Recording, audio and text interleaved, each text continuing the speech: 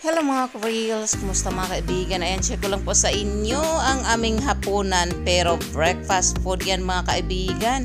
Ayan, nag-crave po kasi ako at si Habi ng Filipino breakfast. Yung corned beef na may patatas, sinangag or garlic rice, ayan po. At yung ating scrambled eggs. Ayan, kaya naman kahit gabi, yan po ang ating pagkain. Napakasarap po nitong mga kaibigan. Ginisa po natin ang ating corned beef sa sibuyas, bawang at nilagay ang patatas, syempre. At yung ating eggs, nilagyan po natin yan ng ham, sibuyas dahon, kamares at onion. Ayan din yung ating sinangag slash garlic rice mga kaibigan. Ayan. So yeah, takam na po ako nito mga kaibigan, no? Dahil ang bango po ng ating kitchen.